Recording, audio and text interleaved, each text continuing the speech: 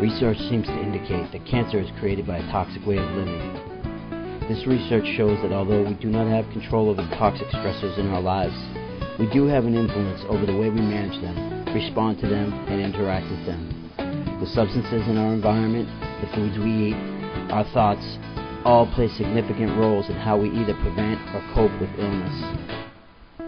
With the harsh wake-up call of a cancer diagnosis, the patients in this video came to the recognition, intuitively, that their lifestyle and how they managed stress was problematic, including their emotional lives and their diet, which they believed directly contributed to their contracting cancer. No one, including their oncologists and conventional doctors, could convince them this was not the case. Although they did not necessarily forego the harsh conventional treatments, they believed there was a better way to challenge the condition by focusing on building a foundation of health and reprogramming their immune systems for wellness.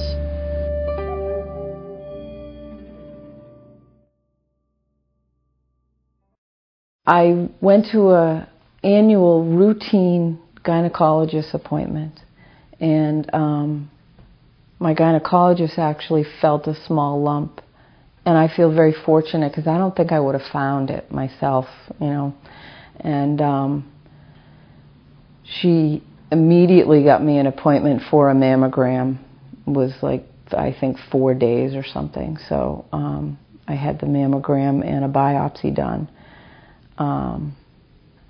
And it was 2 days later that I got a phone call from the doctor that was reading the mammogram and the biopsy and all of that.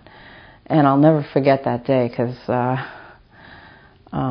was standing at the foot of my bed, and I think he just very quickly said, you know, it was positive. And I just went down to my knees, just like, it was like my body just collapsed. 1984, when I was going through, you know, the process and so forth, I'd be in the shower and I noticed that I had something in my neck. It was about the size of a golf ball, and I thought it was unusual because it wouldn't go away, and it had no pain, and it was just there.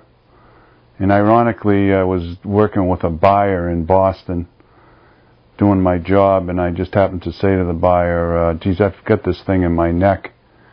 And he just blurted out, he says, geez, you should get that checked out. It could be Hodgkin's disease. And that was kind of a shock to me at the time when he said that. And I started to read all the books and the medical guides, and some of the symptoms would seem the same for this disease. And at that time, I decided to, you know, go to my doctor and get it checked out. Originally, what I had was a rare bone disease.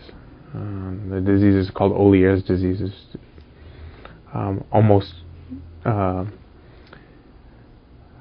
as far as I know, there weren't many physicians who were familiar with it, and it happened to be discovered through a chest X-ray. I had pneumonia. They took a chest X-ray. They saw spots on the bone around the ribs, and then someone ordered a full body scan, and they found tumors in the right humerus. It, interestingly enough, only hits one side of the body, so it hit the right humerus, right ribs, in my ring and little finger, and I had a good-sized tumor in my pelvis, right side pelvis, iliac crest. So first time was 13, and the way it was treated was they would remove a whole section of bone and then take a bone graft, fill it in, and hopefully everything would be okay. As I understood it, at least at the time for this, when it would turn malignant, which in my case it did, at least in those years, I think the first time was 1981, and then the second time was probably 1980 actually, and then the second time was 87. During those years, all they really had available to them was surgery. They found the chemotherapy, they couldn't find one that worked, and radiation seemed to make it worse. I don't know if that's still true today, but it was then. So the first time that it happened, surgery was considered to be a success, but they said they wanted to watch me, which they did about every 6 months for the next 7 years or so.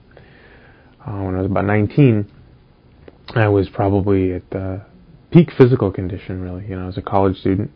I was practicing Korean martial arts 6 days a week.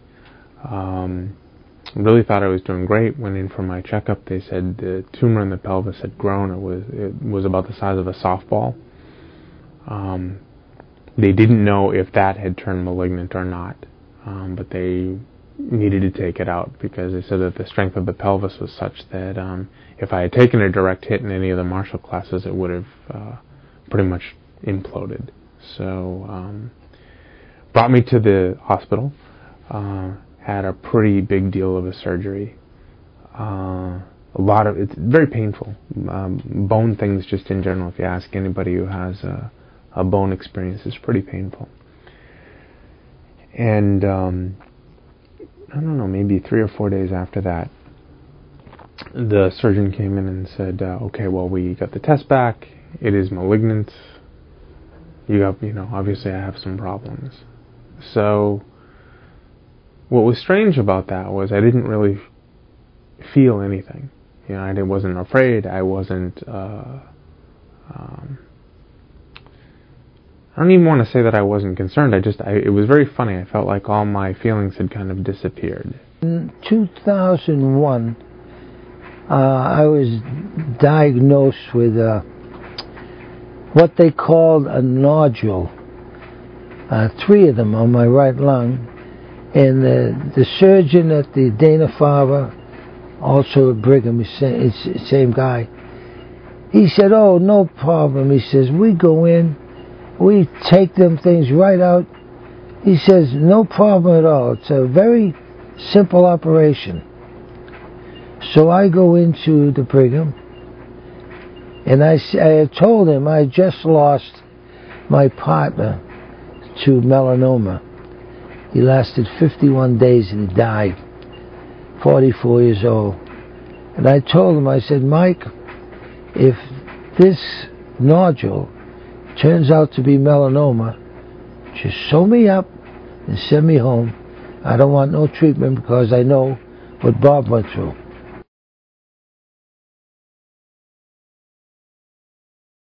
I think because of the way I was raised, there's a part of me that I just kind of, it's just, okay, you just do it, here's this problem, this issue, and I'm just going to do it, just handle it. And it's like a protective instinct or something, and almost like a rush of adrenaline. After the biopsy, when the doctor told me I had Hodgkin's disease, I was shocked. And I couldn't believe it. I got very emotional. And my wife was there with me. And it was a very difficult time because I didn't know what was going on. I thought I was going to die. And ironically, she dated a guy since she was in high school who died from the same disease. So this was like something happening again to her. And now it's happening to me. At that point, after they did all the biopsy, I was told because of the